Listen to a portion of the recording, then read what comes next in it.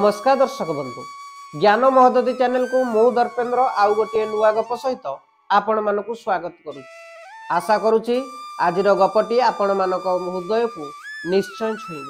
गपटी आरंभ करने पूर्व सबुथर परी एथरक भी आपण पाखरे गोटे छोटिया अनुरोध, जदि आपण मोर चैनल टी को लाइक शेयर सब्सक्राइब करना ताहले टिके कर दियंतु, कारण आपणकर गोटे लाइक शेयर सब्सक्राइब मते एभली नुआ नुआ वीडियो प्रस्तुत करिबारे शक्ति प्रदान करिथाय। ताले दर्शक बंधु चलंतु आरंभ करिबा गपटी। गपटी हेउची दुई बंधुंकर। प्रथम बंधु जे कि सत मार्ग रे चले, सत्य कथा कुए, तार से समय प्रवचन संकीर्तन प्रभुंकर गुणगान करी एवं विपद रे पड़िथिबा लोकन को साहाय्य करिबारे बिताई थाए। द्वितीयटी बंधुटी असत बाटर चलु थाए, मिथ्या कथा कहू थाए, पर लोक को ठकिबा एवं पर धन लुंठन करिबा एवं जुआ खेलिबा, मद पीबा, खराब संगत रे संगति हेबा तार थिला काम। तार समय केबे भगवान को प्रति देई न थाए, समय अतिबाहित हेउ थाए।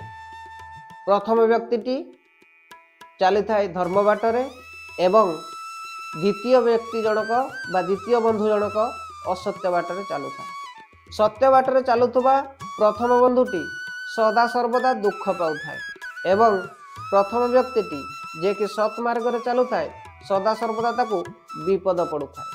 अपर पक्षरे असत मार्ग रे चलुथुबा बंधुटी खुशी रे थाए, धन दौलत ताकू अभाव हेउ न थाए। दिनकर घटना सकाळु सकाळु उठी पड़ी प्रथम बंधु जे कि सतमार्ग रे चलु थाए से चलिला मंदिर आड़ को देव दर्शन करने निमंते।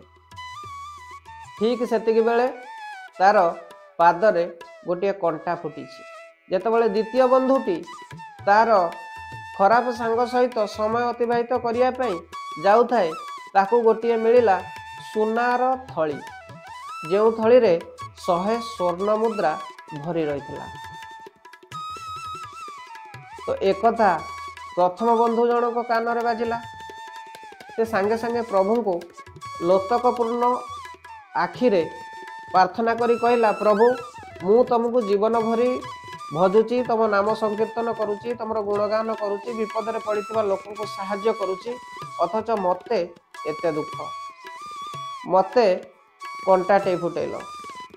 एहा परे नारद आचंबित होई दौड़ी जाइछन्ति शिव शंकर पाखक।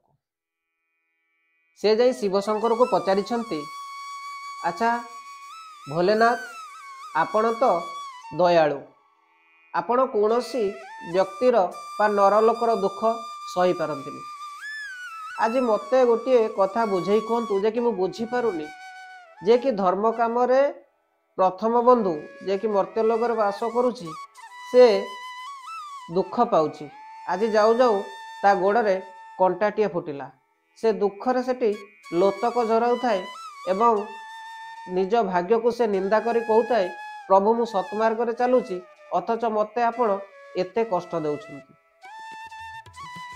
आउ अन्य पक्षरे तार बंधु जे कि असत मार्ग रे चलुची, तार सदा सर्वदा लाभ ही लाभ हेउची। मिलिची जो बैग रे कि 100 स्वर्ण मुद्रा भरी रही। ताहले आपण कहतु एते अन्याय आपण लेखिले केमिति? ताहले मते कहतु एते अन्याय हैला केमिति? शंकर टिके हसिले एवं नारद को कहले, नारद तू खाली गोटिए पट देखुचु, अन्य पाखटी तू देखि पारुनी। आज मु तते अन्य पाखटी देखैबी। आज तू जाहाकू कहूचु धार्मिक लोक अर्थात प्रथम बंधु जे कि सदा सर्वदा तार समय भल काम रे सदुपयोग करुची, ताकू एते दुख कहीं कहूची शुण। गत जन्म रे ए धर्म काम करुथुबा लोकटी बहुत पापी लोकटी थिला, अनेक कुकर्म करिछि, अनेक लोक को कष्ट देइछि, अनेक लोकंकर धन हरण करिछि।